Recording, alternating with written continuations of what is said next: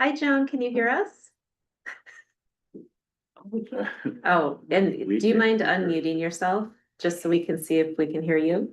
Yes, I can hear you now. I couldn't before. So great. Okay. Thank you so much for joining us virtually. I appreciate it. Yes, thank you. Okay.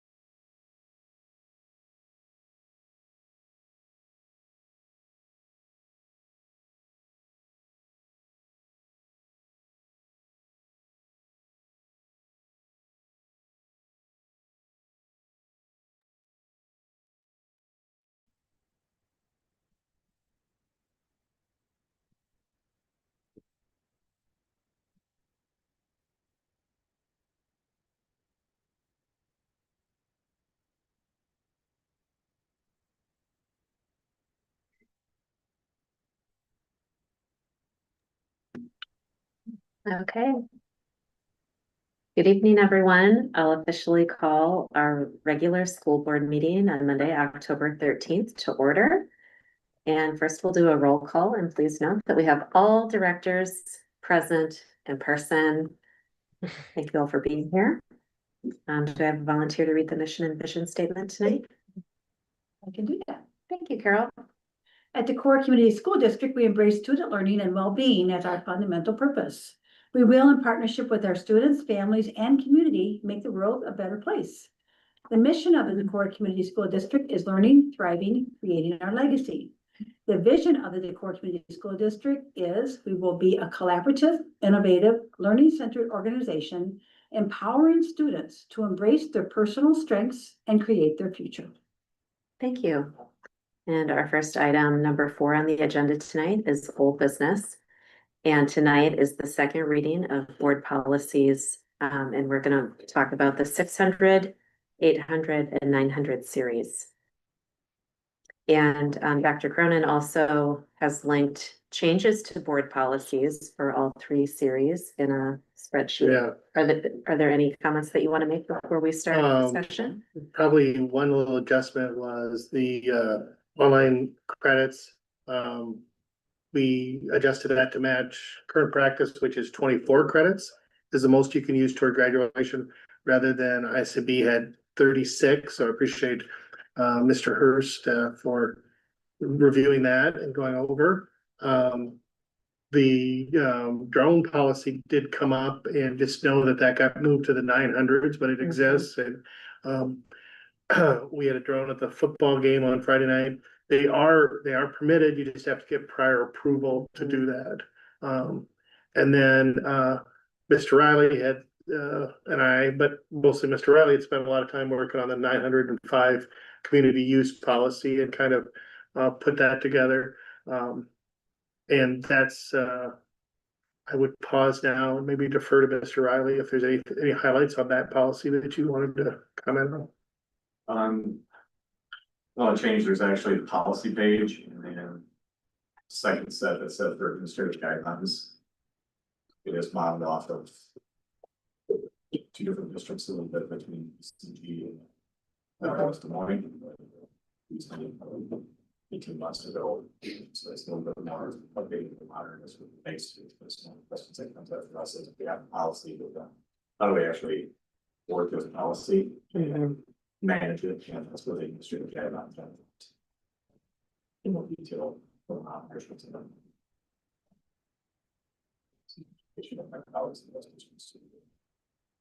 They were part of not getting for that process. So those comes and said.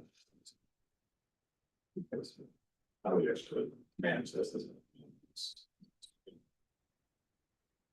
One of the things Mr. Allen and I talked about was just like covering when someone's using our facilities, not necessarily for a practice, but for an event where there's gonna be lots of people and how you manage that with custodians, because different districts I've been in, it can be pretty expensive to have a custodian there the whole time, but you also want to make sure that it's kept clean. And so there's some flexibility worked into this, but there's like a minimum before and after cleaning fee that the folks would pay. And that's doable and makes sense. And that gives us a little flexibility to help groups out because, you know, one of the things at one point in time, I had the board in Central City that insisted that they pay for, you know, $25 an hour for 8 hours of custodian, and then that was, you're doing a tournament, that's kind of cutting into your profit. So, and it is also difficult to put that staffed as well. Sometimes, so a little flexibility there. When it says district employee supervises the event, that is considered the custodian typically, or? No, that could be an opportunity for, district employee we've had and different, and I'm pointing to Mr. Riley because it could be Mr. Riley, but that would give us an opportunity to hire like event supervisors. And so then that kind of becomes a opportunity for employees to work on the weekend or at an event and get paid to do it.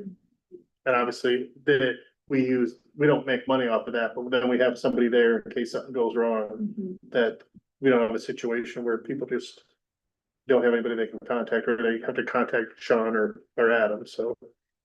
And where is that in the use fee that we have on this page? That would be part, 23, that would be part of what, part of that? that would be part of the hourly rate, for, use of the facility, so that's gonna be, in the, guess that would come out of just the hour, not the custodial $40 an hour, that would come out of the, rental, I guess we're in group 4, that'd be rental of the facility, so. If, I guess we have to add it to if we were gonna charge the, group 1, 2, or 3. Yeah, it's not free to use our buildings, certainly. But there's also a cost at having our administrators working every waking moment, day and night, all week and on the weekends. And I see many of them as frequent flyers sharing their personal and family time. So, yeah, at the same time, I do see the school is a gathering place. We want to be good community partners. We certainly want to support a lot of these groups that are a nonprofit doing, you know, good youth support and community support. One question that I had, and I guess we'll talk about the 900 series first, since we've started there and we're kind of deep in it, but you had talked about, or it was mentioned that there was discretion of the school board approving the fee. I remember reading that somewhere. Fee, I think it elaborates as far as final approval. Or final approval of facility use. There's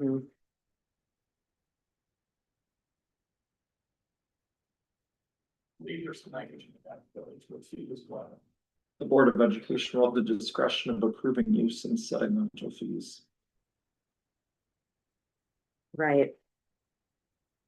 And I just wonder, what's the, do you have kind of an idea of an example or the threshold of an example that you might bring to the board? And would this be just in the case where more, you know, board support would be needed? That's Yeah, kind of a harder decision.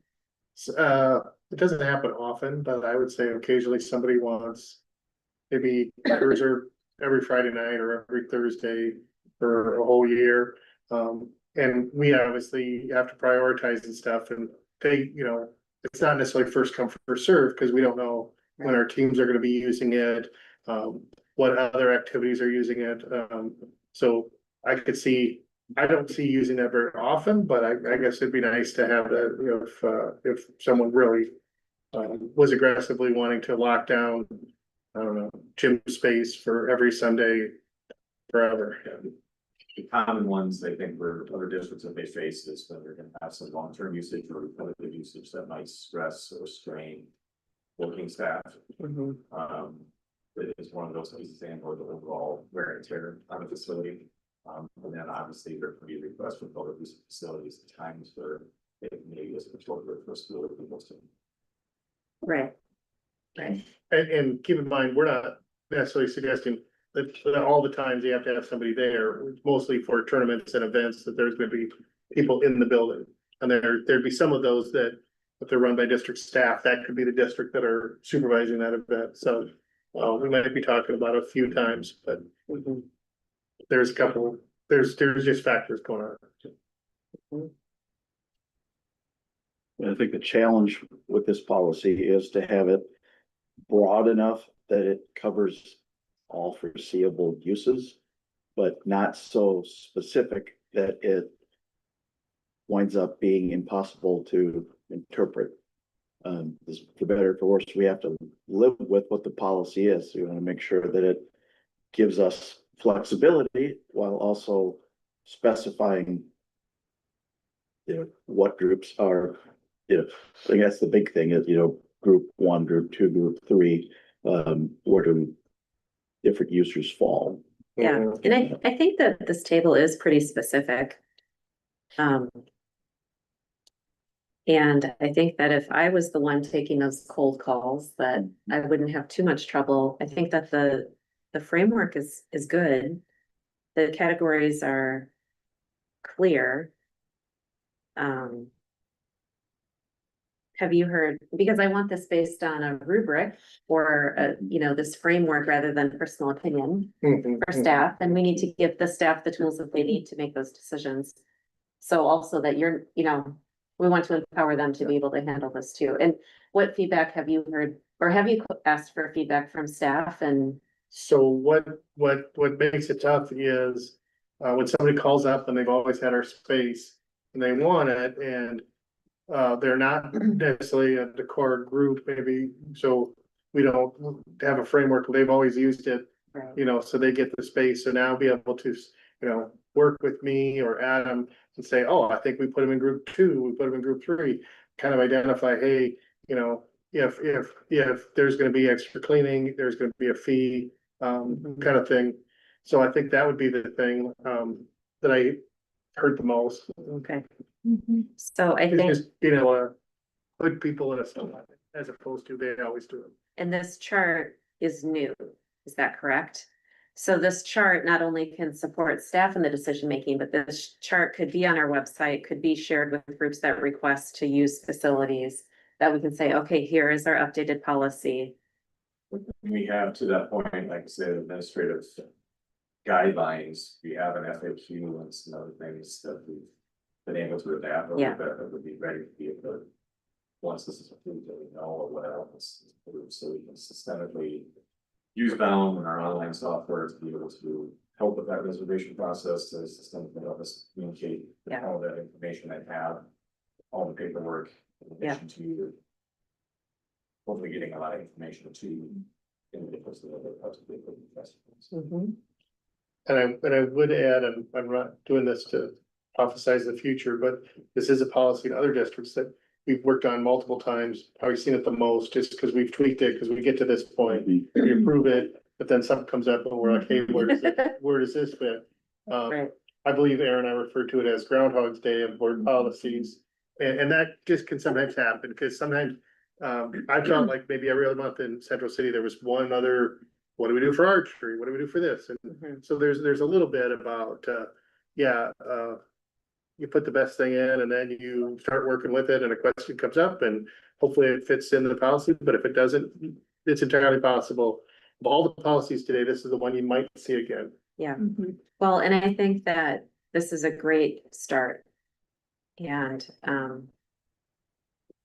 having that background information, I think, helps me look at this with a different lens. And I think that I don't have any problem with the suggested fees as they are stated. As I stated before, I think that use is not free. Especially when we have hundreds of people in a building. That facilities report is so important. Yeah, Um, and to your point, the buildings, you know, it's our job to manage the buildings. They need to be there for the school day, but there's a part of where we fit that we are a public space or can be a public space for public use as long as it doesn't cost us anything. And I think that's the operative. I totally agree with what you're saying there. I do think it's important for us to, we have these beautiful buildings. I mean, for the community to be able to use them is wonderful.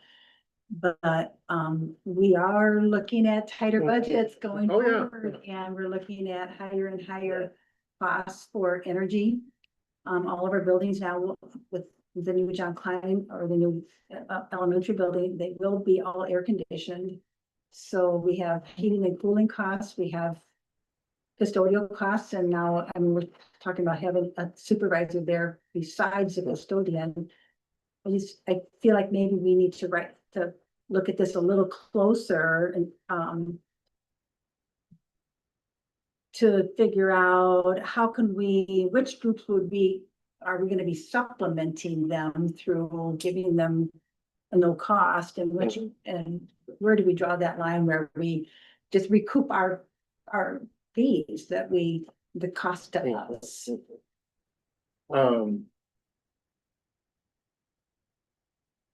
Well, Well, and I think, I agree with you, Carol. I am thrilled that our youngest learners will get central air conditioning Oh, yeah. when the new absolutely. school will open. And the teachers. And the staff, Yeah. especially the staff, but also we're 2 years out from that being completed. So I wonder, we have this first step, which is going to impact some of our groups. I'm anticipating there's going to be some hard questions and feedback on being charged perhaps for the first time. And I wonder if we could consider this phase 1 to see how it goes for this first year and revisit in another year or 2 years after those energy costs are incurred. I don't wanna go too high right now with unknowns in the future where we don't know exactly how much that's gonna increase. I think this is a good step that we should approve, but unlike general policies, which there is a policy itself, which says that review every policy every 5 years, Yeah. this one will be more often. So we'll learn a lot. there's a guy who. Yeah. Oh, yeah, Like you you will. suggest that. I think you should review it every month.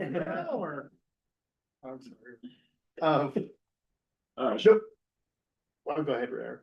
A short-term question and a point towards Adam.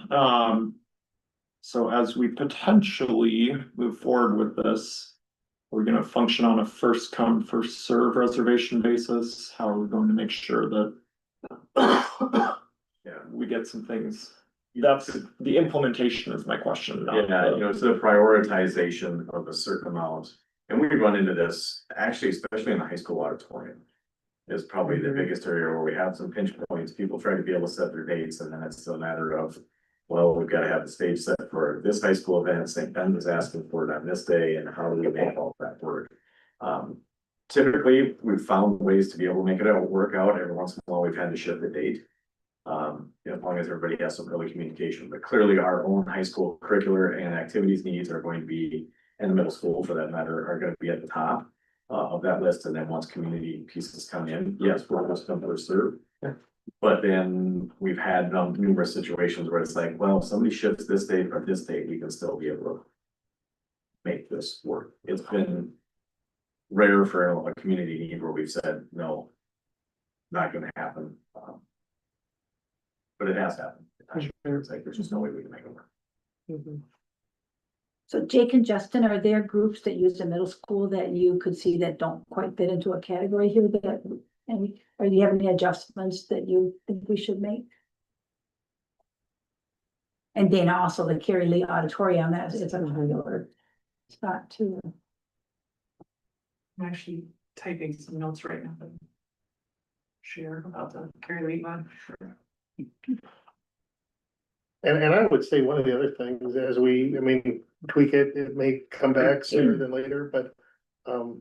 We could run an activity report like we did last year, just through this year on who's using it and look at that. We provide that as information for the board as an update to kind of get a feel for how many groups are in our facilities and how often and what they're charged. We're in the process of changing software. So there's some data that will be. I didn't overpromise, Adam, but Data yeah. that will be lost at some point in time over the last 15 years. Well, the last 2 years would be great. You know, It's a long list, so yeah. 15 years is a lot of. Right, yeah, it's too many years. My only editorial comment would be in the third paragraph where it says Decorah district. I would add the words community and school in there. Just so we're being clear about who we're talking about. Of what page? The first page, 905.1, Page 20. Oh, just the original paragraph, first paragraph. third paragraph. All out-of-district entities, all groups that do not have all participants from within the, I would just add the words community and school on that. And then the next line, just probably capitalize Board of Education also. I mean, those are fussy little things, but.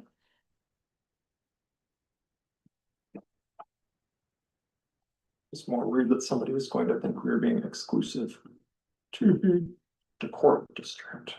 So, No, I mean, yeah, I think that, yeah, so. I meant mine was. yeah.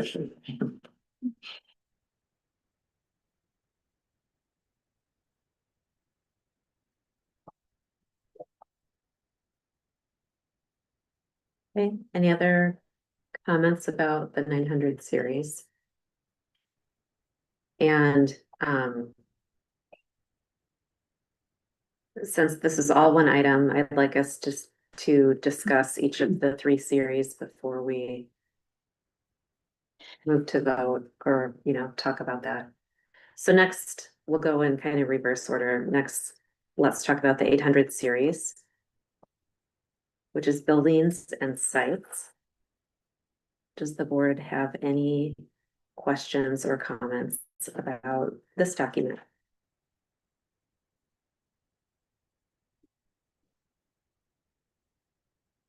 It dovetails a little bit from the discussion of facility usage. 802.7 talks about energy conservation. So my question to my fellow board members would be, do we want to make it more explicit than what's listed with turning off light switches? And do we want to say that something a little bit more overarching, that we are committed to sustainability in our buildings and we want them to be as economical as possible?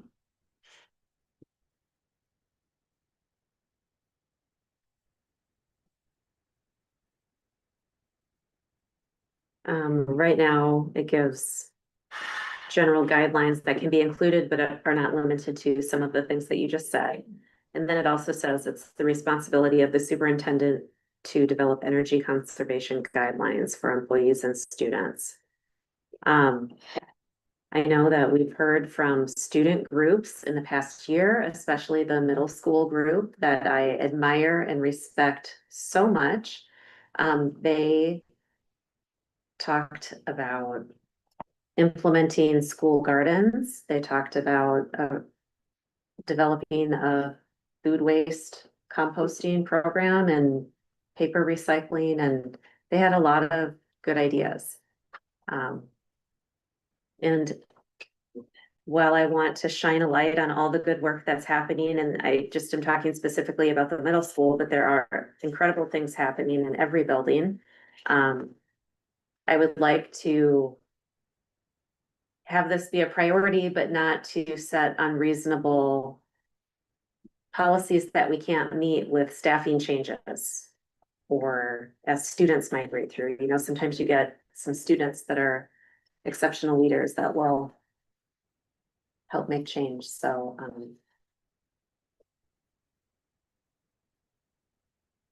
right now, the way that the policy is written is really high level. It seems quite narrow. This policy. I mean, the examples they give seems very so minimal. Yeah, and I mean, Yeah, that's I guess my I think thought what as you're saying, well. maybe some kind of overarching like. Are we saying that we want the district to prioritize making our building, well, thinking about our future building, but any upgrades that we're making, are we thinking about them from a standpoint of not just energy conservation, but sustainability as well, or that's the question I'm asking, not necessarily. Meaning to put it at a district level, not so much teacher or student Correct. responsibility, but the board's responsibility Board to, admin level. yeah, That it is our priority or goal or something. yeah, I don't wanna put too heavy a word out, but right. Well, this year we've talked about how much we're paying per month, and we see the bills come through every month with high energy costs. we're talking about it from a bus standpoint of Yeah, propane buses being more economical, but also less fossil fuel heavy, so emission standpoints for students who are riding them. mm-hmm. And most importantly, they can be turned off and not have to run. Run constantly. So maybe we could put in something that alludes to the district is committed to considering energy efficient and environmentally sustainable options for current practices and future investments. Well, type that up right now. I was gonna say, I think you could run with that if you want. Do you wanna do it right now at the board table, or, cause we can bring it back. We could approve everything but that, we could approve it, and just bring it back for a third reading or double second reading next month as an update, which would give us just a little bit more think time. I could go out and search for examples. Or I'll just watch the videotape of the board meeting and type what you said. Okay. Yeah.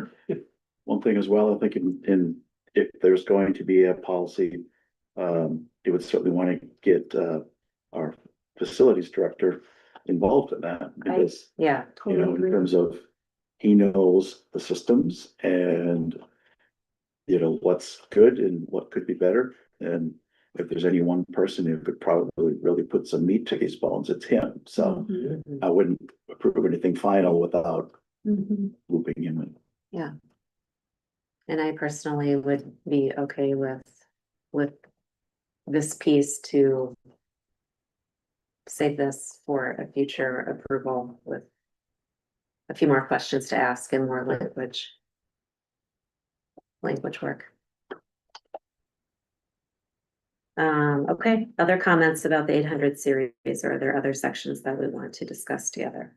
I suppose I'd be remiss if I didn't say the radon piece that we'll talk about later in the meeting is in here. It's very sparse as the policy goes, but just understand that there's also a state law about that. So we're gonna follow the state law on.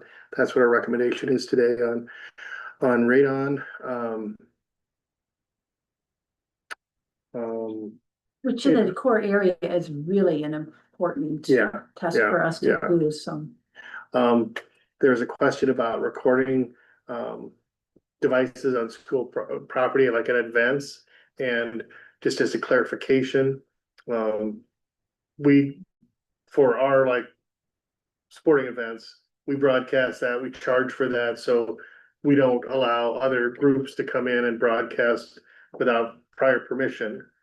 We can't stop grandma from Facebook living the volleyball match, but if somebody's gonna set up shop and broadcast from a radio station, we do and have told them, hey, you know, people, this is owned by us, so we control that. Am I saying that right, Adam? I just know that people have to get permission ahead of time. You have rights to our events. So that's, we Yeah. have advertisers and Well, and as we are at times today playing teams that are far away. And I know that with live streaming events, it's a potential revenue generating service. And if people are watching at home, I think that that should be considered the same as walking through and paying an admissions fee to come and sit in the bleachers. So I understand the importance of that and why it needs to be that way. And I appreciate all the investments that have gone into place to have cameras set up so games can be watched from a distance. What a gift for people who can't be here in person. So yeah. Yeah, just gonna say, I think whether or not we charge people, like a radio station from a visiting school for broadcasting or not, what's important is that we do regulate, we have, you are granted permission, because if we do not have a way to know who's doing what and controlling provisions to some extent, eventually you have no right to exclude anybody. This is not the ESPN or Hawkeye Radio Network, but we still need to license users. I don't know, Adam, how often does that happen? An audio stream or audio standard in the high school setting, providing that or having other businesses come in and be able to do that has always been something that everybody's just been okay to be able to, provide an opportunity, because we're trying to promote the kids and promote what they're doing in the community. I do think a lot of colleagues in where the line does get drawn is the live stream and the radio stream. We have had 2 different scenarios just this year, we do charge for our radio stream, which Power level 30%. other schools have shown up and wanted to be able to live stream, which we denied that. At that point in time, it was obviously there's a financial commitment that's been allowed to take the steps to be able to stream. So to go back to the question, from a video standpoint, I think there's definitely more of a line for scope of things with radio. Wants to know what the businesses that want to.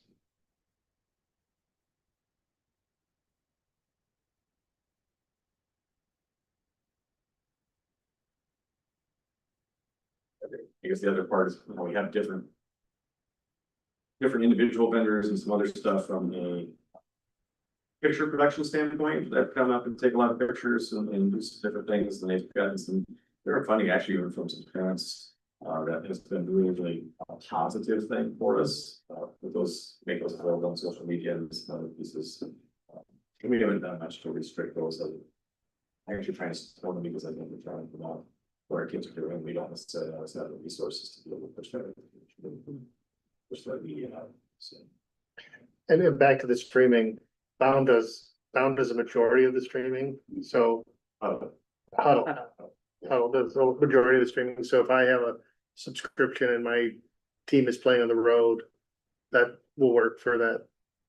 No, Each so it's school only has your full event. Okay. So if we're gonna travel to Xavier and Xavier's broadcasting on Huddle because we pay through ours, doesn't mean that it's going to work.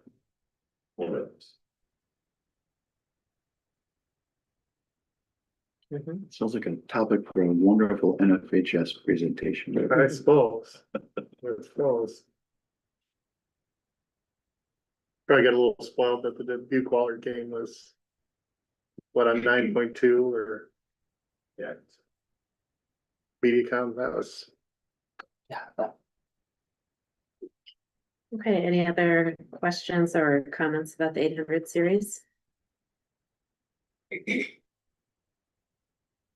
Okay, yeah, I have one more question on 804.2, the emergency operations plans. The methods for parents and guardians to contact students during emergencies.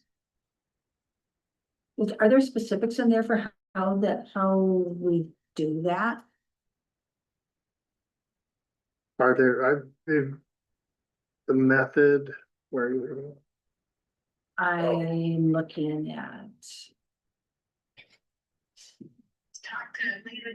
804.2. oh, I'm looking at your notes. oh, the policy is just pretty, basic. It doesn't, we obviously have operation, we have emergency drill, we have emergency plans. Depending on the site, they do their drills a little differently.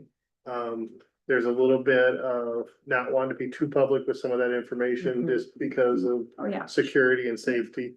So the question is it identified in here how parents will contact in the event of emergency? There's not a set formula of how that specifically would happen. Obviously, we would have our contacts for the parents, and if we relocate children, we would set up a pickup and contact them.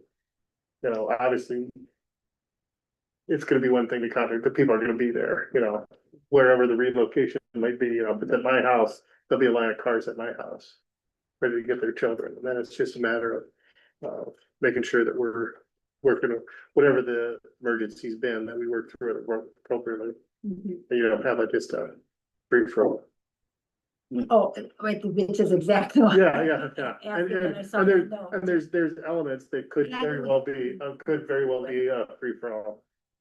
In some scenarios where, we're not gonna keep everybody in line all the time, so. But I don't know if that answered your question super well or not, but it doesn't list in here that we're gonna text them or we're gonna phone call them, we'll contact them through the, we go into the student information system and work through the list.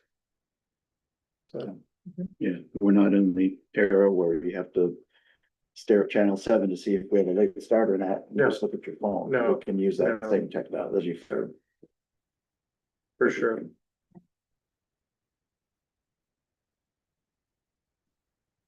Yeah, I think I understand the question you're asking. It's in the middle of the second paragraph. And I assumed the plan, which for logical reasons isn't spelled out here, but identifying the method that a parent or guardian of a student may use to communicate with them during an emergency seems Because students will not have their phone, not supposed I'm to. just surprised to see that in there, that there would be a Yeah. way that a parent could communicate with the student, because there really wouldn't be. I mean, they could contact district personnel, but not a student. I mean, students are not gonna stop to go grab their phones, especially now that we're collecting them. They have with them in an emergency, so that's why I was just surprised to see. Yeah, yeah.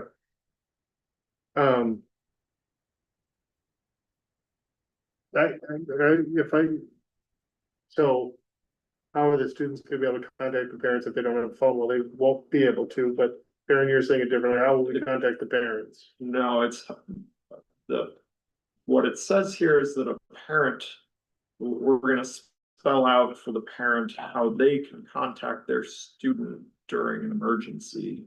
I think that's the tricky part. I don't know how we would ever be able to do Yeah. something like that, but I was just surprised to see Yeah, that in the yeah. policy, I guess. I think it's a valid point. I just don't know how it would ever be implementable, like to say, yep, we're gonna let Johnny and John's mom talk to each other now, and then Yeah. we're gonna go down the line, get to Jim. Well, and maybe a better question, I wonder, knowing that our district has a database with all the information of the points of contact, backup points of contact, do teachers and staff all have access to that? Yeah, So that would be another, not that that's ideal, No, right? But we do have a database and they do have access to that data. yeah, I mean, the question is, we're calling it an emergency situation, does the teacher even have access to that? Or have they, you know, gone with the students wherever they need to go, do whatever they need to do, and they know, so. And they may or they may not, I guess is the answer. There's no guarantee that they're gonna, internet could be down, Right. and so is there a paper copy and, I'm not sure that the policy is gonna spell out every exact thing. I think when we had a flood in Cedar Rapids and the internet went down and Right, it was hard to communicate with people, right. especially if you didn't know, like, what their school email doesn't work, like, how am I gonna, it's summertime, how am I gonna get a hold of my teachers? I'm just wondering if that's, if Yeah. why IASB put that in. Yeah, no, Policy when it's and, not something that really can be implemented. That's what I'm saying. and that would also imply, some emergency of some kind of duration where, like,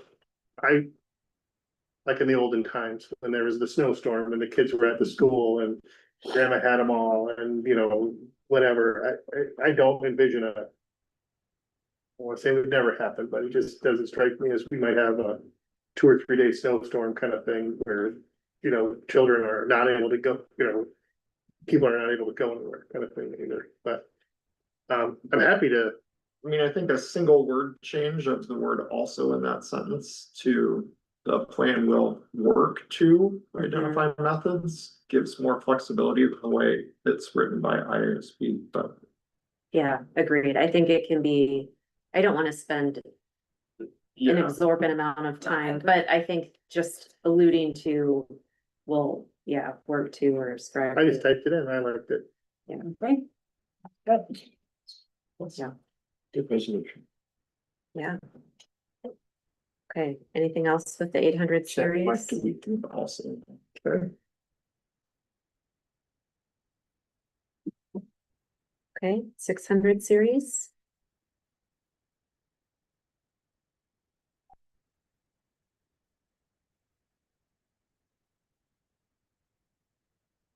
And this has to do with the education program. Meaning, details around the school calendar and the biggest changes in recent history would have to be the movement of hours to days and parameters on, Vice versa. Days to hours. Days to hours. excuse me, that's an important clarification. Days to hours, number of hours that could be done virtually.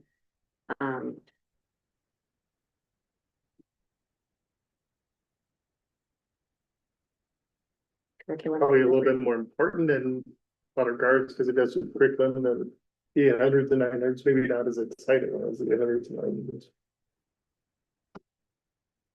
900s. Under the 605.3 section. This series talks about artificial intelligence in use in school, which I think, I know I listened to a session last November at the ISAB conference of just talking about how fast the use of AI is changing and reflecting back at that time of AI use versus today. I mean, it's the world we're in. And I think that IASB is doing its best to set parameters and goals for school districts, and our educators and staff are doing their best to implement both students that are capable of being out in the world, but also responsibly using tools. Sure. So I think, that being said, I think that this is a good beginning, but this also is probably going to need our attention often, or not every month, of course, but we should keep an eye on this during this time of rapid developing technology and implementation for all ages.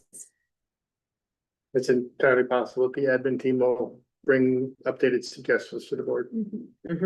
And 605, 5.08, what you're talking about, it does say that open source AI we will get parent permission for students to use that. I assume that we do already have that in our internet policy, or how do we get that permission? We don't have it open then, because we don't. Because students aren't of age to use You have to be 18. So it depends on which program it is. Mhm. Open A is. Right. There's another one, so they will, Google Chrome is that included there, around Gemini. Gemini is covered under our phone agreements. We still have it turned off right now, but we're investigating which tool. Mhm. We're reacting to this, what's happening. Mhm. I think that's a very wise choice. Yeah. I mean, my fear with AI is, it doesn't necessarily tell you things that are true. Like, there's been some instances where a lawyer has written something in a brief and if that document is not an actual document that AI has told you to reference to. So I think there's Mhm. just a lot of ambiguity. Yeah. In AI as a whole, be very helpful, but shouldn't throw all your marbles in that basket. So. Yeah. And I think learning that process, I just, Sean, I encourage you and administrators, I encourage all of you, as you are navigating the unknown in the time ahead, to seek policy suggestions and help from the board as you, and we can have that open, be in touch. I think teaching students how to, a 1990s skill of learning how to use your reference sources to check what you're learning, to make sure things are accurate, is a skill that is going to be more necessary than ever in the future. I'm gonna give a shout out to Shannon Horton right now on that because she is amazing. I continue to find new and better resources for our staff and students to do that. Mhm.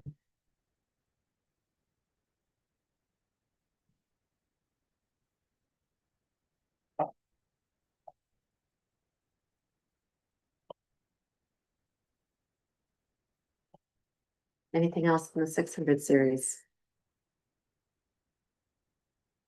So we've spent a lot of time talking through 3 series. And we identified that, we said specifically, we had some language work that we wanted to do on the 800 series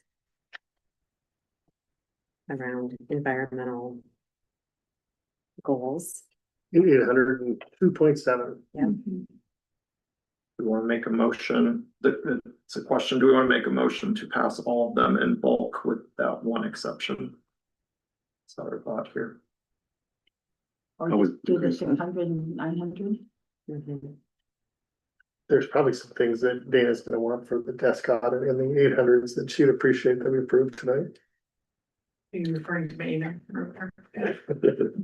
I just had snuck into the desk audit. I just opened it today for the first time. Yeah, I like to go in and check and see what, I don't like to get to December and have to have a special board meeting to make sure a policy got updated. Mhm. There are certain policies that, in the desk audit, that need to be, they do a spot check. So they say, link this policy, and you always have to make sure you've updated it, so. It used to be always the same things you uploaded, and now it changes every year. So until you go in, you don't know what to expect. And we appreciate how thorough you are. I mean, that's great. So I would just say it would be easier to do them all and just, except for 802.7. Yes, I would make a At least motion I'd to finish today. approve all of the 6, 8, and 9 series with the exception of the policy specifically discussed for revision. I'll second. Okay, we heard a motion and a second. Any further discussion? Hearing none, all in favor, please say aye. Aye. Opposed, same sign. Motion carries. Okay, next we'll move on to the approval of our agenda. So moved. Second. Any further discussion? Hearing none, all in favor, please say aye. Uh, Opposed, same sign. Motion carries. We'll move on to number 6, approval of consent items and minutes from meetings on September 8th and 10th, bills and personnel.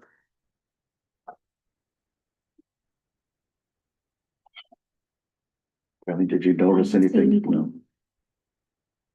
No need for abstentions. No. Great. I'll make a motion, we approve. I'll second. Okay. Any further discussion? Hearing none, all in favor, please say aye. Aye. Opposed, same sign. Motion carries. Next is open forum communication from the public. So if anyone present would like to make a comment, I encourage you to come up and sign your name.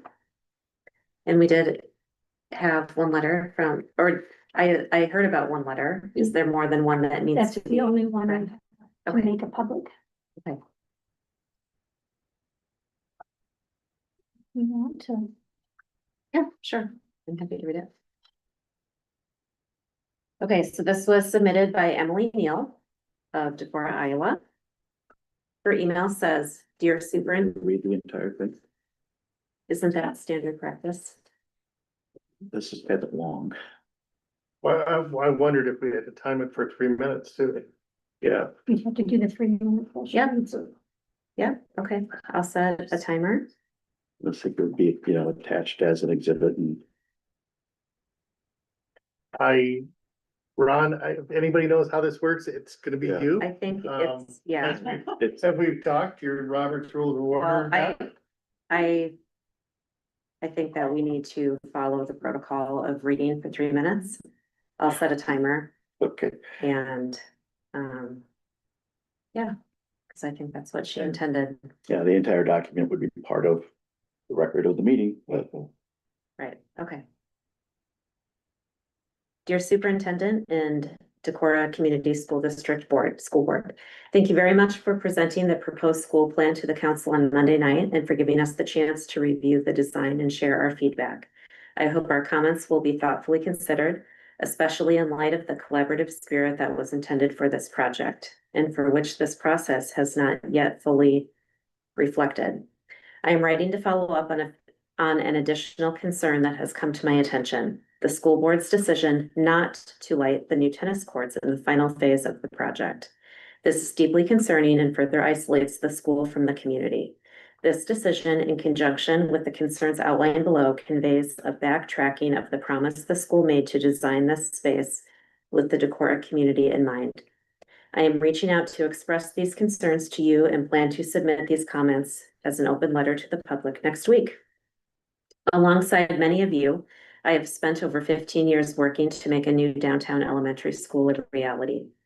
It was one of the primary reasons I chose to run for city council. As many of you know, I have been a fervent supporter of the downtown school concept, believing that an interconnected community is best for all. I have seen just about every rendition of this concept from roughly 2012 to 2020, the 2023 concept plan developed in our joint alley visioning. At that time, the council had not been included in any substantive design consideration for the proposed school until Monday. The plan I saw on Monday is unrecognizable from the vision garnered from the greater Decorah community and from the commitments made to the Decorah City Council upon the sale of Hively Island. Gone are the visionary spaces that were to connect the school to community. Instead, a giant building, a massive parking lot, an 8-foot fence, and other isolating features are now proposed. While the currently shared use tennis courts are slated for rebuilding, the school's board's recent decision not to include lighting makes community use almost impossible for most of the year. The pathway connecting the downtown to the high school, which has been included in nearly every prior draft, is now absent. This would have provided better access to North Alley parking, serving as an overflow for school events. Rather than this vision of connectivity, the current plan proposes a 125 increase in parking on the island, which is unnecessary given the existing parking already available to the school. The excuse that people have to walk a block or two during large school events is insufficient to justify using valuable land as parking. One of the reasons behind the North Alley visioning incentive initiative, excuse me, was to design a solution that would make North Alley parking more accessible to the school. What troubles? Fine. Okay.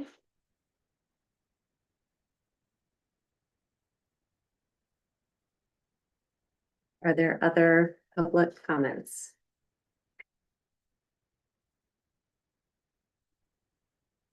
Okay.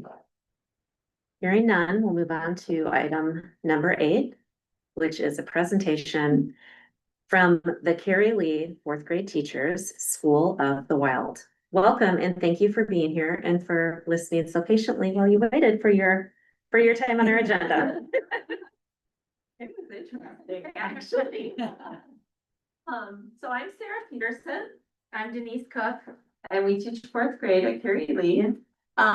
We wanted to share with you an outdoor education experience that all fourth graders are having. This is our second year. We call it School of the Wild. I don't know which one to look. And you are welcome wherever is most comfortable. Okay. If you want to stand, if you want to skip chairs and Face sit over around. here. No, I don't want to do any of that. Since it's the wild, you should at least. No, be loud. So 3 years ago, Hannah Schmidt from Winnebago County Conservation approached us and said, University of Iowa has this really cool outdoor education program that they call School of the Wild, and their goal is to get as many kids from Iowa outside as possible. And she's like, what do you guys think? And we said, sure, sounds great to us.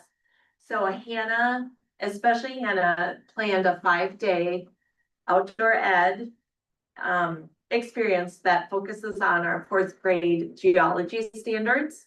So it's not just, being outside, hanging out, playing. We do a lot of that, but it is also learning about fossils, rocks, birth of time, deep time, and doing a lot of team building. One of the best parts to me is I had kids last year. Well, every year I have kids who haven't been outside much.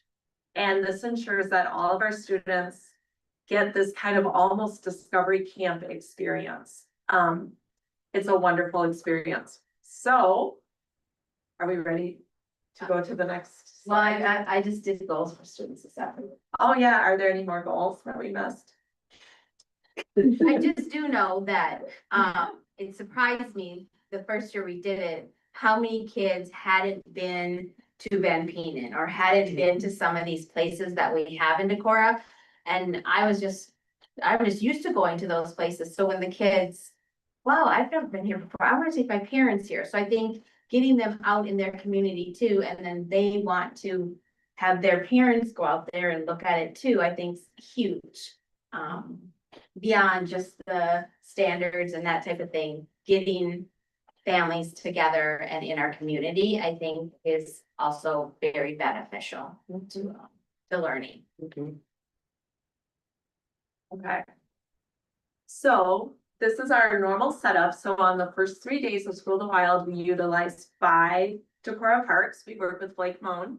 The FEC, shout out to Shanna. We get 2 porta potties for the parks that don't have a bathroom. I mean, it's lots of logistics. So we spend like a morning at one park, then we travel to the next park. So it's 5 stations because there's 5 of us. Or 5 classrooms. Right. The teachers stay at the park and do our lessons. So like Denise is a shelter building guru. And so she leads all the kids through shelter building. Right, yep, they come up to Van Penen and we do a lot of team building first, safety, and then they get to dive into creating their structures. And just seeing the creativity that they put into them, and then the conversations they have when they get inside their shelters, and then they respond to their journal about the teamwork and how they did what they did. It's just amazing. They just enjoy it. Like they're all talking to one another, getting along. Sometimes you think the students that you have in your room, like, I'm not sure this is gonna be so great. And then you get them out and they're just thriving because it's not sit and get, it's they get to explore and do it. You know, we sit back and kind of, or stand back and kind of look and make sure no one's getting hit with a stick. But I mean, it is really good. It really is. It's just fun to see Yeah. creativity. So do you want to do the next slide? I'll show you our 5 places. And friends. Yeah, so one spot is Dunning Springs, and at Dunning Springs, the kids learn that Dunning Springs goes into the upper Iowa goes into the Mississippi goes into the Gulf of America, Mexico. Anyways, the kids learn what a watershed is. And it's just, they go from the top of Dunning Springs and they walk all the way down into by the river. We also had Larry Reese this year. He brought fossils, like, and the kids explored fossils for an hour and identified some fossils. So fun. And then if they're being safe, they get to dip their feet into Dunning Springs. So that's very thrilling. Okay, then where do we go next? Oh, Ice Cave. So on Ice Cave Road, Hannah has created a timeline, a huge long rope that represents deep time. And it's the earth is, gosh, Very, very old. And so she has the kids, she has little plastic dinosaurs and little plastic snakes, and they lay out on the rope where like dinosaurs appeared and where the crater was, because we also go to the crater. But the kids realized that really dinosaurs, animals, we have only been on like this much of the rope. And most of the rope has been just the earth forming.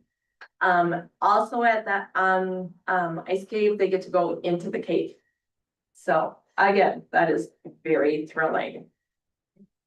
Yes. Oh yeah, then Hannah usually leads this one at Van Peden Park. The kids hike up to the crater. She teaches about the crater, so we get to see the spot where the crater is. Yeah. And she teaches about the scorpion. They create their own crater creatures. And on this slide, it was one of your kids. Yeah, I just happened to be riding in the bus behind the kid and he was elaborately telling his seatmate how if he could have some money, he would go downtown Decorah, buy a building because he needs to get a museum about this crater and he'd have all these exhibits and everything. He went all the way into it like he's gonna have a gift shop and t-shirts and mugs and magnets and stuff. So he was just really taking what he learned and wanted to share it. Like, why doesn't Decorah have a museum for this important landmark that's here, right? So he was kind of like, he had some money, he would get that museum going, including the gift shop. Just was like, wow, that's really cool. Like, you know. Yeah. And then this is Van Penen, where Denise, like I said, is our guru. And yes, and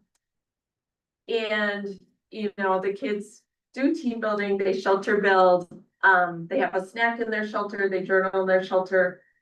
And also you always say kids are like, I'm gonna have my next birthday party up here. Yep. I'm gonna show my parents. Like, it is just incredible to see the kids be like, I wanna be outside, I wanna, you know, be with my family, and it's free, you know, it's so cool. Oh, yeah. Do they use any tools to make the shelters? Nope, it's just, and it has to be brown and down, so it can't be anything, they can't be pulling off the trees, it can't be anything like that. It has to be brown and down, that's all that they can take. Now, they do like to go find the biggest logs they can and see how many kids can carry it to get, they make themselves log sofas and all the stuff that goes into that. So there has to be a little parameters, but yeah, and it's interesting to see how they create them and make them. Oh yeah, there's one of them trying to carry a big log. We talk about safety and how they have to have people with them and. Oh, yeah. And then this is this is always my station as the community prairie. And then it got so hot this year, we went to Twin Springs too. yeah, my spot was gonna be at Twin Springs, but it got flooded. Anyway, so at the Prairie, we met up with Miriam, I forget her last name, she's someone who has retired here. And she was a naturalist out in central Iowa. And she's part of the Master Gardeners, so I arranged for her to show us about seeds, prairies, how prairie stops erosions, we did some hiking. And then we also went to Twin Springs, and at Twin Springs, we did the hike. And a lot of kids had never been to Twin Springs. And then we looked for more signs of erosion, because Twin Springs, it's after the August flood, it is just terrible there. So next year I'd like to utilize that more. Yeah. Okay. Then on Thursday, we go to Lake Meyer and we do 5 more stations. As you can tell, we're all about stations. And so we did different types of erosion and weathering. That was one station. And then we also did more typical camp things. So camp games, camp songs, we did nature writing. And then Katie Woodhouse, shout out to Katie, she comes up with a project with us to celebrate School of the Wild. So this year, the kids made clay tiles and they did flowers. They found native flowers and then they used crayons and They colored them completely black, because when I seen them, I was like, they're not very pretty. And then she says, no, they're gonna wash off all that black ink. yeah. And then the pastels will come through, and then she's gonna make a big mural somewhere and. Yeah. And last year, if you ever are at Carrie Lee, we came up with recycled bottle caps mural. And Katie designed it and it's the Prairie. It's incredible. It is. I had no idea that could actually, It's just bottle cap. it's just plastic bottle caps. It's right across from the office. It's amazing. So Lake Meyer is super fun. And then Friday this year, we had walked to school day and we were already at Phelps Park. So we thought, well, let's just stay at Phelps Park. So the big picture, Hannah does this really cool lesson of mapping Decorah. So we talk about Dry Run, we talk about Hog's Back Mountain, which is where the cut is. So we kind of get Winnebago County down.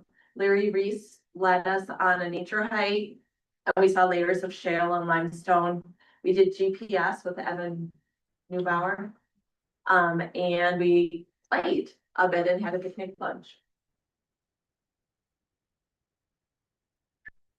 So again, just more pictures at Phelps Park. And then this is a total team effort.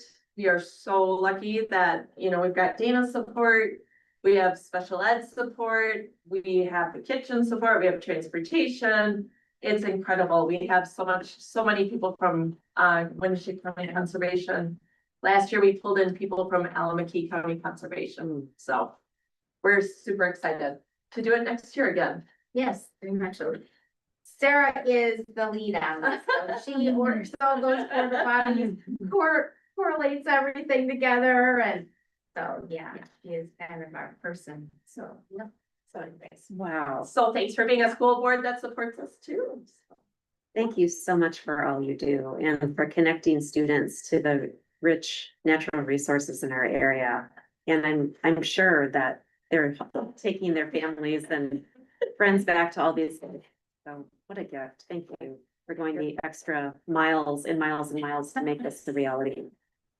It did take us 2 weeks to recover. Like last week, all of us are like, oh yeah, we're back from School of the Wild. And it's a lot of work for teachers to put together programs like this, so thank you for all of your extra work. And I have been wondering about those shelters up in Van. Oh. That I know. Yeah. Thank you. Okay. Thank you. Okay, sorry, we're It's very interesting, but we're just gonna talk about it. Go home and rest. Go home and rest. I love to have one of them as your fourth grade teacher. The two of them together are just hilarious. They crack me up. I mean, Yeah. Okay, we're moving to agenda number 9, which is new business. And first is approval of the 24-25 certified annual report. And we have Joan with us tonight. Thank you for joining us virtually, Joan. And you've been assisting and helping the school district for the past couple of months during the time of this heavy lift of the report. And before we ask any questions, I wanted to give you the opportunity to give us a quick drive-by, if that's okay with you. Oh, and You're muted.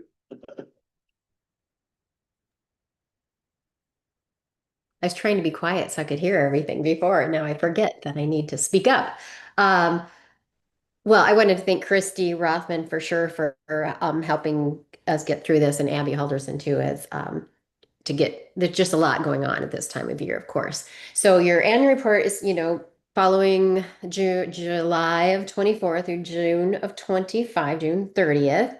And this is unaudited. The auditors did come, but we don't have a report yet. We'll get that either later this year or the first part of next year. So I just gave you a highlight showing you the treasurer's report, which in the general fund, as you know, I mean, we had a difference, much lower than the previous year, but I know you're aware of that, and we have been, due to declining enrollment, we've been reactive to it already, and we will be each year. We want to keep an eye on that because, and you can just have more thoughtful consideration if you kind of know ahead of time so you don't make massive cuts in one year. You kind of, see what your needs is and react to what your enrollment is. Another thing was the SAVE funding was lower than the previous year, and that was intentional because we moved a lot of, we've been paying things out of SAVE and kind of trying to increase our PEPAL, which you can see has gone up as well. And the enterprise fund is our food service and Viking Cafe funds. So that's not unusual either. The difference I think there's a difference in revenue a little bit, not too much. Yeah, a little. We had a grant last year, and depreciation and all of this would make a difference on your enterprise funds. So, do you have any other questions for me?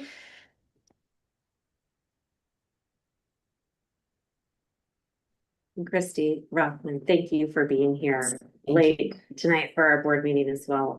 And Christy has been in a supportive SBO role this fall. So thank you for all that you do. Do you have anything to add for the board? Okay, thank you. Yeah. Yeah, Christy's been invaluable. We're really lucky to have her for sure. And this is a pretty different format than we're used to seeing it, Joan. I will say this is probably much easier to follow. I went back and looked at last year's and it was just all the pages, and I don't think that it was sideways, so it was just hard to look at. Yeah. Yeah, it is. They didn't have this through Ed Insight when I did this a couple years ago. So this is a little bit neater. And then I just took the two. Well, I guess they had it last year, but I didn't do one last year. So yeah, it's just a little bit cleaner. Yeah, the summary is really nice to be able to see at a glance. So thank you for going to the work of putting this together. Of course. Another big shift is in the management fund, which was strategic to be more conservative with our general fund and to keep things in balance. The management fund, that was just an opportunity going into the debt service. So we haven't borrowed the money yet for the new building, but as we do that, we'll open up the debt service and then we can turn down the management fund, which will just help us with our overall tax rate. So we actually have a workshop coming up, end of the month, where we're gonna sit down with Travis. We're fired up about that. And we're gonna do update our 5-year model.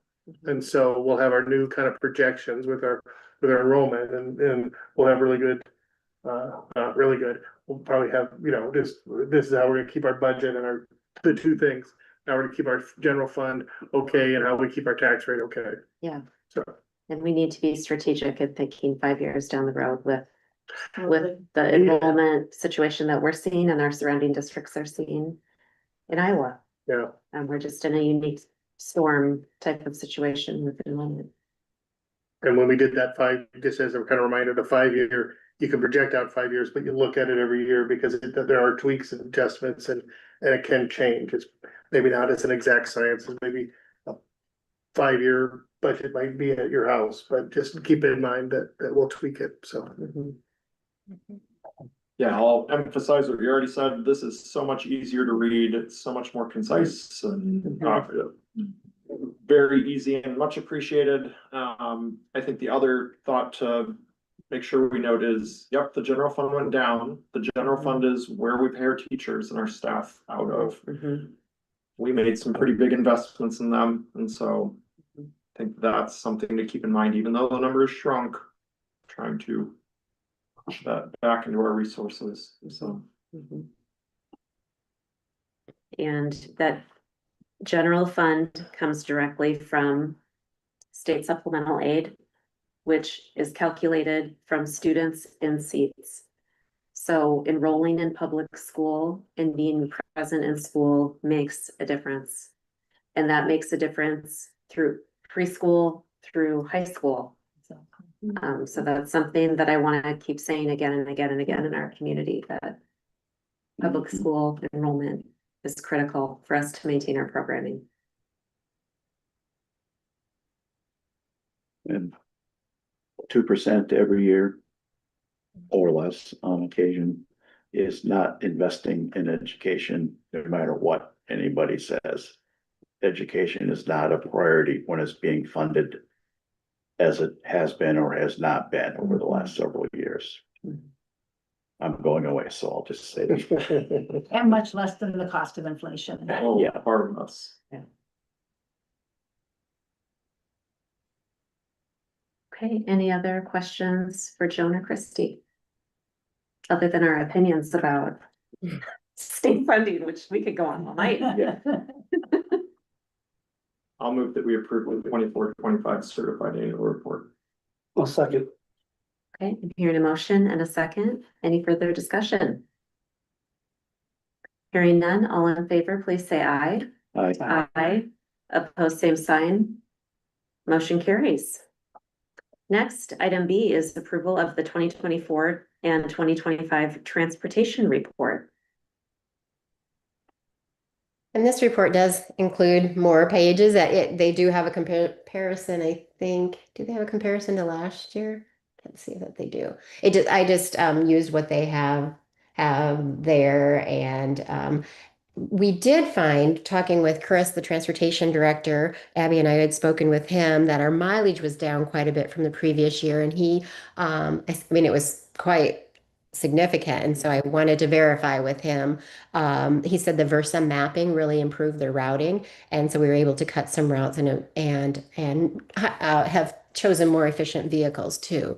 So our cost per mile, which I guess I don't have that on there, I think our total cost had gone down, which was surprising to me with fuel and everything. So. Yeah, I appreciate that our transportation department is utilizing all the technology tools that we have to find efficiencies. That's super important.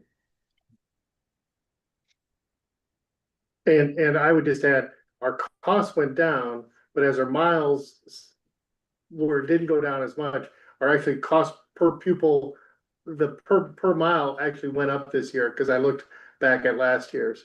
But overall, costs are going down. That's a good sign, but you still have to travel miles. And of course, we're entering into an interesting year of being an independent in athletics, and how that might impact our travel. This will be an interesting report next year to look at. Yeah, but I think the board has been forward thinking in that way to invest in some of the vehicles that we've invested in. So we've done our best, and I applaud Mr. Riley for the acrobatic scheduling that he made possible for this year to make it possible for our athletes to have a really incredible number of activities and competitions during the against all odds. So thank you for all that you do too. And Chris isn't here tonight to thank him for his innovation and hard work, but he's done an incredible job. I'll make a motion to approve the transportation report for the 24-25 school year. I'll second. Okay, I hear a motion and a second. Any further discussion? Hearing none, all in favor, please say aye. Aye. Opposed, same sign. Motion carries.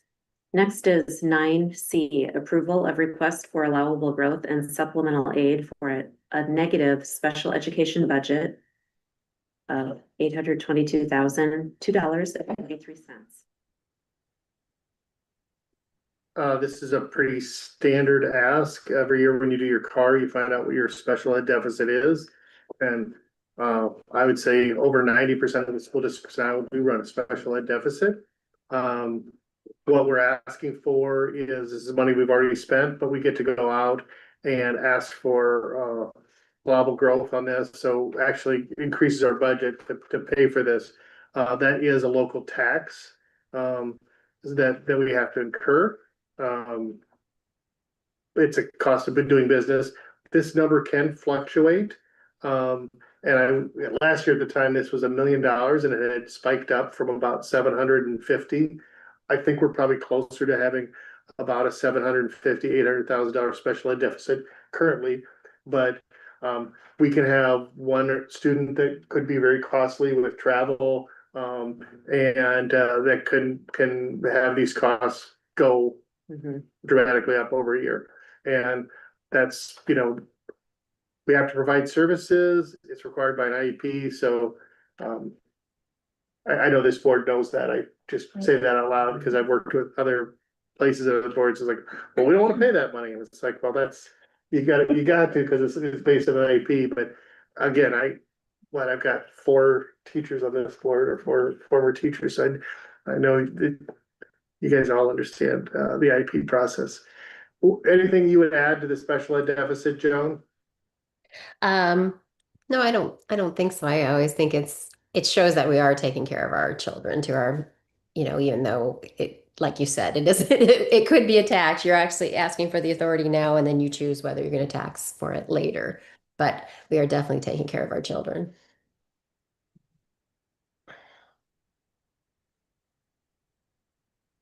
Move that we approve the request for allowable growth and supplemental aid for a negative special education budget. Second. Hear a motion and a second. Any further discussion? Hearing none, all in favor, please say aye. Aye. Opposed, same sign. Motion carries. Next is item D, approval of the LEP allowable costs requests of $152,874.27. Very similar to the special ed overages. This is the limited English proficiency. So we run this report. Costs, again, you can go out and ask for allowable growth on this. This is money already spent, so it's always nice to get permission to gather that the next year. This is a smaller number. It did go up this year. If the special ed went down a couple $100,000, LEP overage went up. I think I looked it up. It was about 85,000. I put it in my superintendent's report just so we could have it.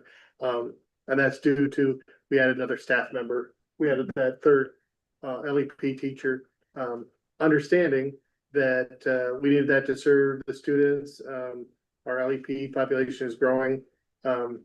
Knowing that these two numbers together are still less than last year, Travis, our financial squires will like that because he's going to be looking at our tax rate. And so by having less overages, then we'll have less of an ask on the allowable growth part of our tax. So that'll help us with our bonding for our school and keeping that tax rate lower. So there's just a lot of things in the air. But yeah, this is the limited English proficiency. So, and again, we want to take care of our students. Exactly. I'll make a motion to approve the LEP. Passed. Second.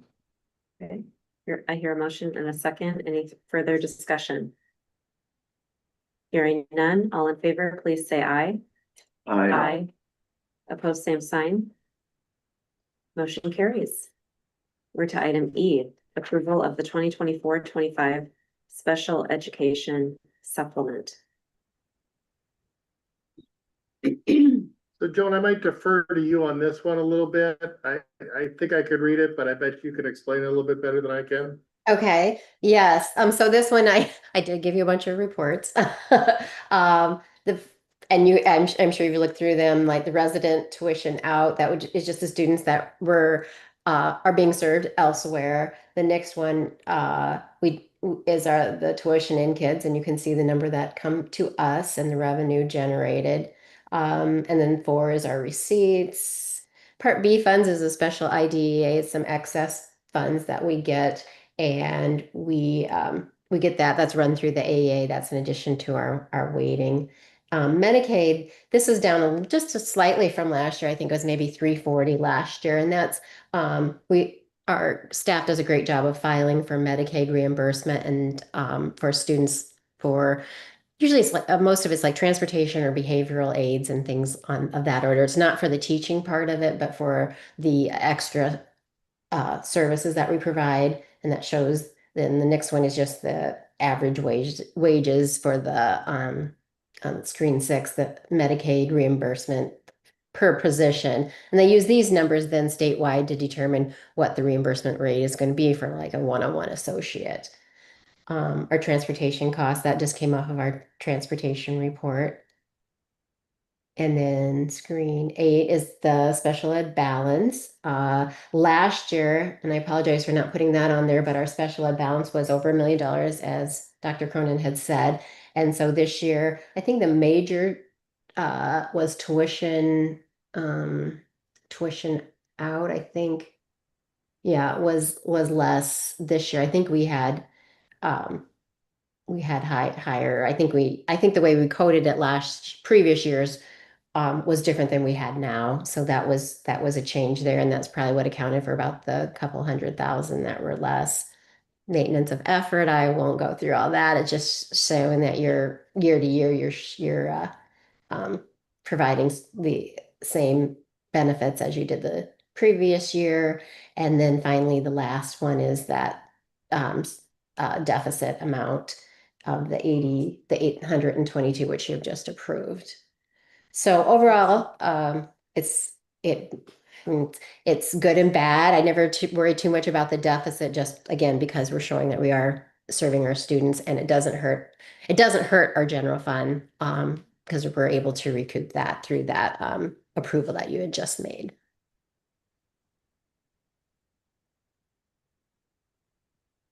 Any Do questions? we have any idea with Medicaid, what changes might be happening in the next year and how that might affect this budget? Well, I did get an email today. It doesn't, I don't know for sure. It doesn't look like it to me as far as what we're, for our services, but I can't say for sure.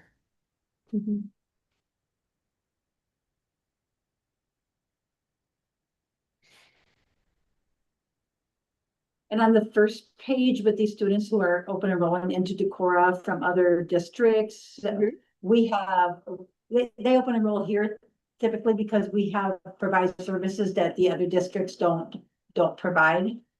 Well, not necessarily. Possibly, I guess. Tim, do you know about that? But some would be, they just happen to be open enrolling and they happen to be special ed students. These wouldn't be Crossroads students there, if that was what you were wondering. I think it's fair to say that we provide programs that other districts don't have the ability to provide. So we have a level 3 room that. Yeah. Maybe others Oh, don't. yes. Yeah, then they would, sure. Which makes sense for these students to provide one program for other students to come to from other districts.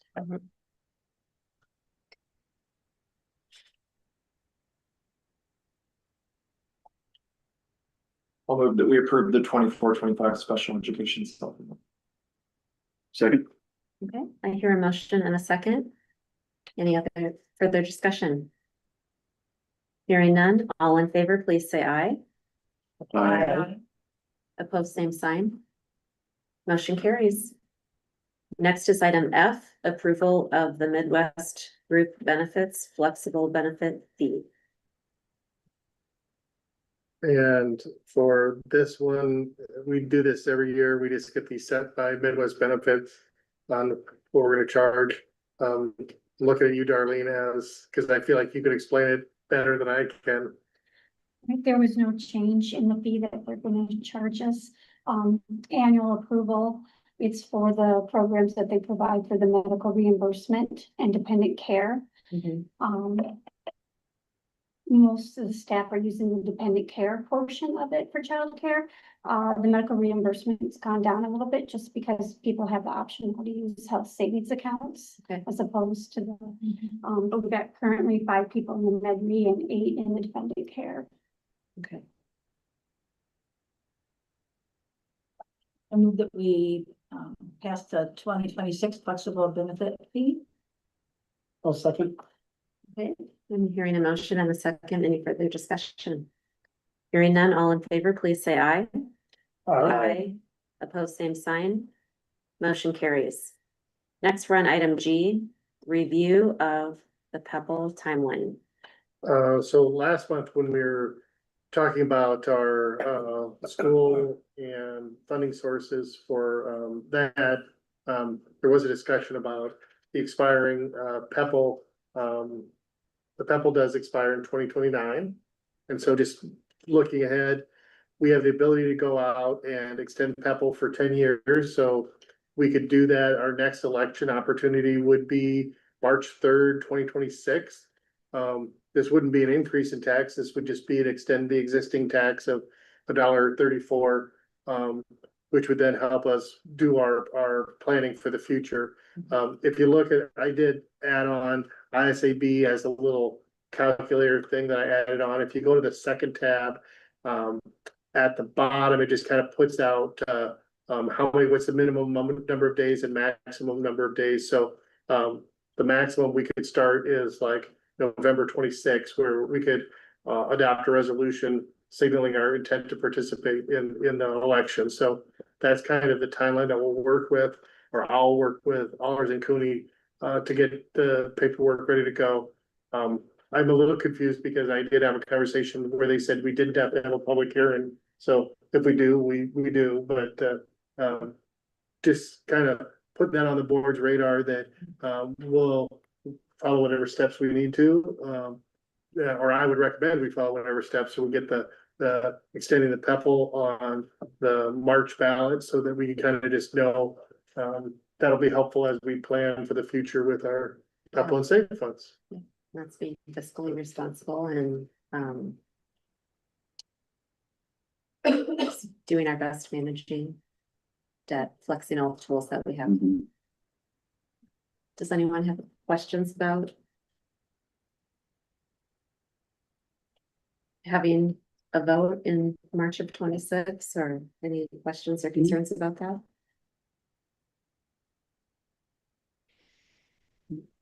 Okay.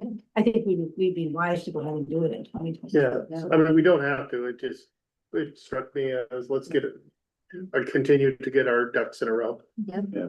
I appreciate that. Greenhouse. Okay, and there's no action that needs to be taken, No, I but thanks just for wanted- the drive-by. Yeah.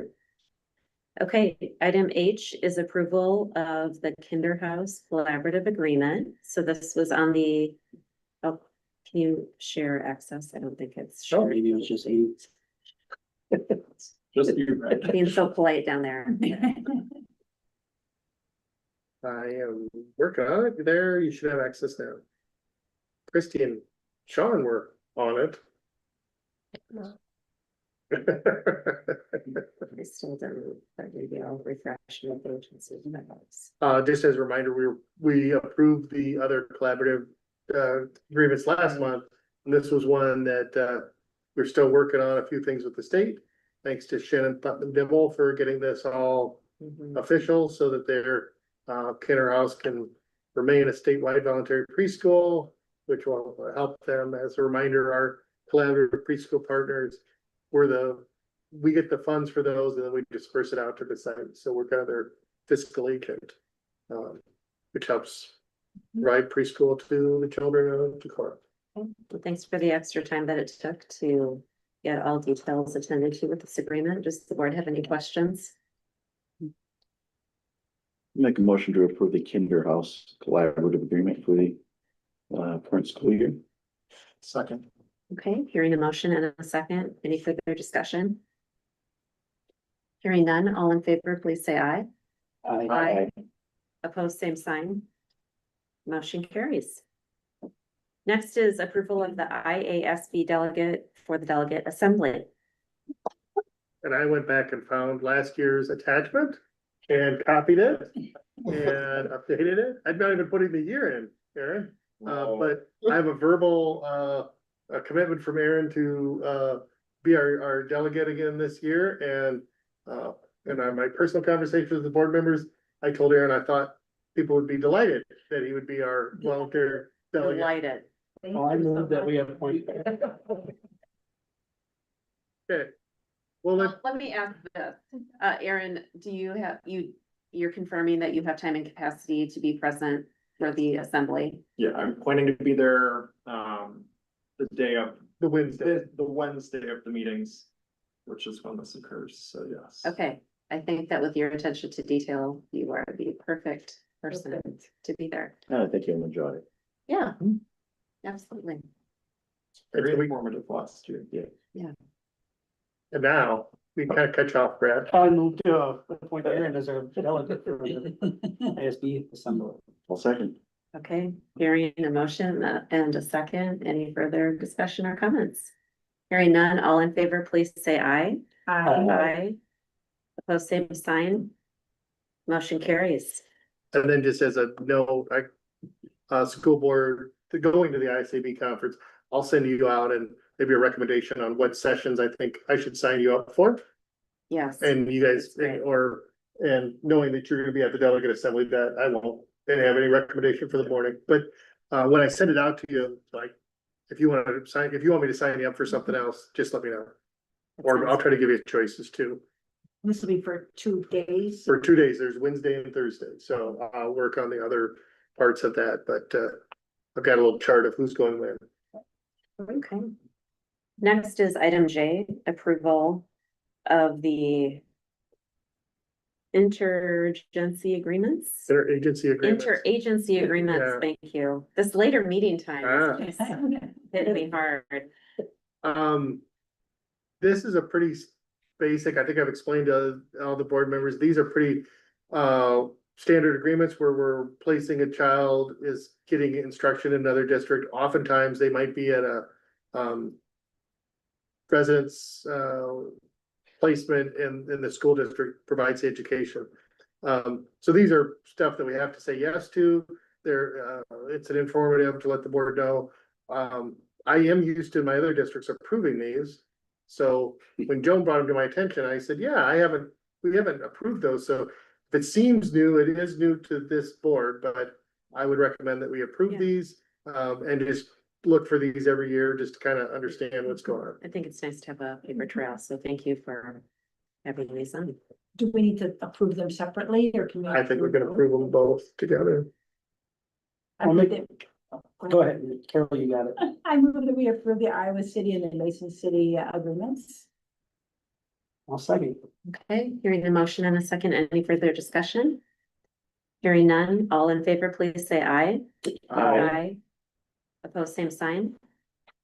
Motion carries. Next, we are on item K, approval of radon testing program with Shive Hattery.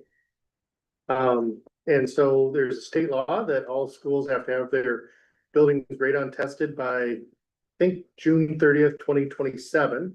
I had asked Curtis a couple times and he discovered that Shive Hattery would do that testing for us. Great. They're doing it for other school districts. I said, that sounds great. We've got a scope of what the testing will be. There is a caveat, and Curtis couldn't be here tonight, but This is the base testing amount. If there's any retesting needed, there'd be additional costs.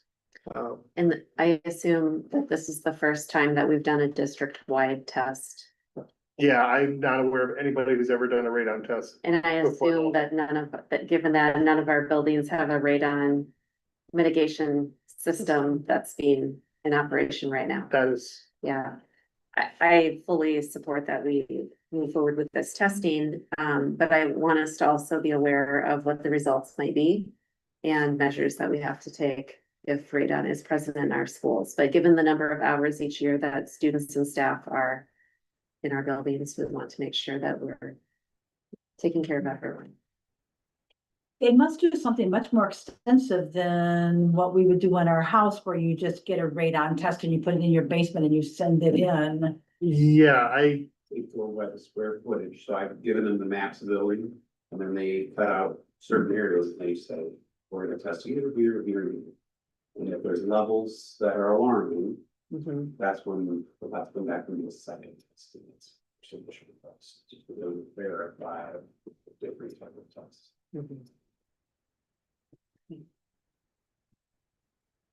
thanks, Curtis's assistant, John. Yeah, thanks. Yeah. Well, since this is a mandate, not a suggestion, we'll move that we approve the agreement with Shive Hattery. I'll second. Okay, hearing a motion and a second, any further questions or discussion? Only question, and what's the date we're planning on? I don't know if there is, There isn't a second. Okay, that was my question. I was reading the agreement and I was like, I don't see It's like, you start the agreement and then they set, here's when we can come for it. Is it this school year though, with problem? As soon as possible, but it's still have to, when we need to pass. the question Curtis asked me was they wanted to know what our timeline is. I did say as soon as possible, but we had to wait till board approval on Monday, so. And yeah, so I think it'll be sooner than later. Do we have to do the former central office building where our homeschool assistance program is? I don't Yeah, see that yeah. building on here. I don't either. So well, bus garage, I think it's probably bus garage and central, maybe we should check, but it's entirely possible that we'd have to add one to it. So assuming that the cost would probably be in the $500 range, because it's gotta be the smallest building in the district.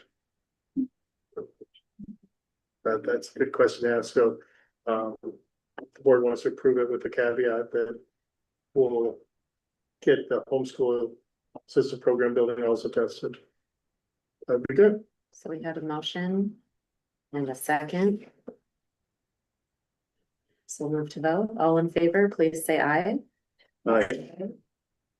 Post same sign. Carries. Next is item 10, the superintendent's report. I just added in the couple and save. Curtis and I kind of walked through. So I'm trying to rearrange it so it's a little easier to read. We didn't spend as much money because not all our projects were done. And that's kind of the nature of how Pepple and Save project works. But we just moved down to kind of put them in deferred items. If you go to the bottom and understand that auditorium acoustic clouds and auditorium acoustic shells and different things like that. So we put it at the bottom of the list and we can always come back for it when we do our 26, 27. And then that kind of flows into that. There is one ad in here, it's some doors, and I am working on getting the numbers on that. But those will be some doors for the school and then some garage doors, and I can share that information with the board as I get that. So One thing that I questioned, but I think I know the answer probably, the roof projects that show 90% completed, is that just the retainage?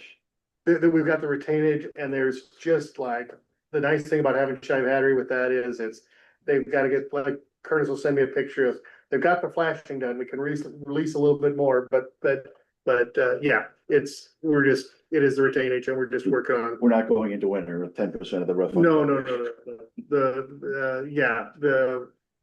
Still excited about the roof, probably really excited about having the gym at Kerry Lee not leak this winter or fall or spring. Yeah, thank you. You're very happy. Yeah, I did talk to a very smiley Jess Tungan one day.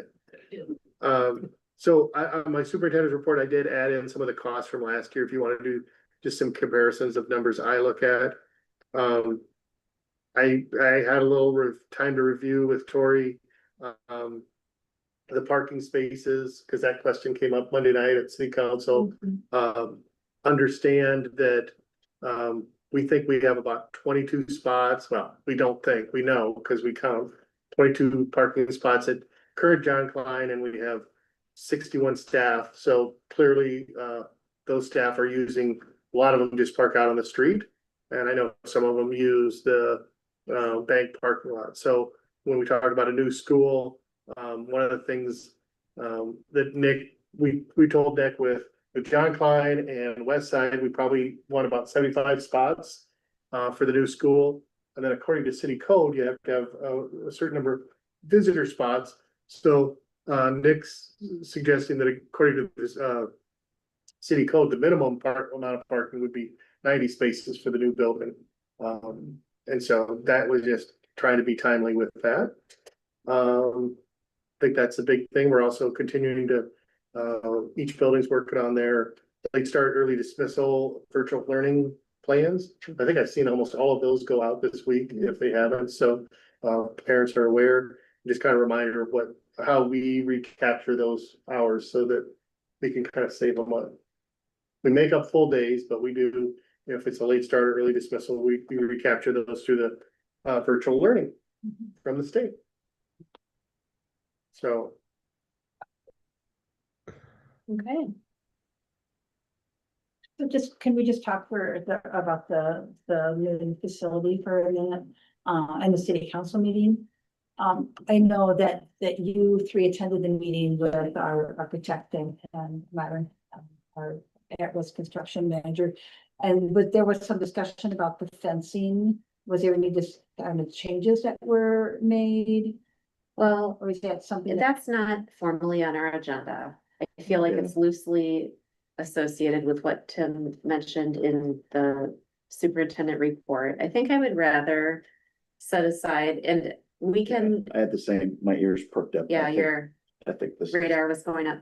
I just want to make sure that when we discuss things like that, that people have it or can clearly see it on the agenda. So, I would like us to, I'll talk with, Tim after the meeting to schedule appropriate meetings that we can have a public conversation about that. And have the support that we need to answer our questions too. Yep, that sounds great. Okay. Okay. Moving on, number 11 is the financial report.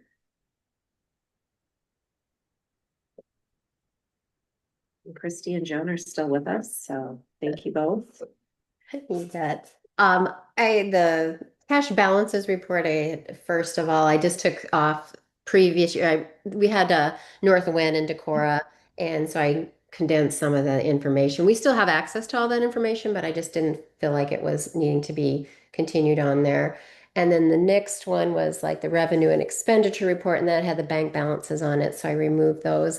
And I will tell you next month, there is a report that comes directly off of our software for the revenue expenditure. And so we don't have to, do the spreadsheets. And I think it's just as easy to read. And so that's what I'll include next month, but it'll have what we had spent that month and then year to date, and then the balance remaining of our budget, and it'll show a percentage of the budget. But I didn't have that ready for tonight, so I just followed the same kind of information that we had previous months for July, August, and September. Again, I really appreciate this format. It's easy to scan at a glance by category. We can scroll down and see the history of balances of our general fund dating back more than 5 years, activity fund management. This is really nice. So thank you for the work that went into it. Oh, you bet. And then, as you know, our balances will start to go up more through September and October, we're receiving more of our property tax. We did just get our Winneshiek property tax today, so you'll see that increase for a bit, because I know there's a big change between June and August when we aren't receiving state funding anymore. Yeah, That's why it's always nice to be able to compare the month from 2025 to the month of 2024 to the month of 2023, because you can kind of see that ebb and flow of when revenues are coming in at a greater rate or going out. Mhm. Mhm. Because if we could just cut the school year off at May every year, that'd be our best financial.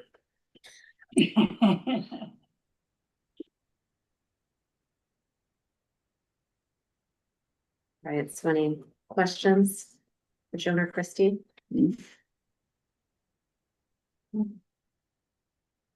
Okay, well, thanks again for all the hard work that you're both doing, and our thanks to Abby as well. But we've reached the end of our agenda, so I'll call the meeting adjourned. Thank you all. Thank you.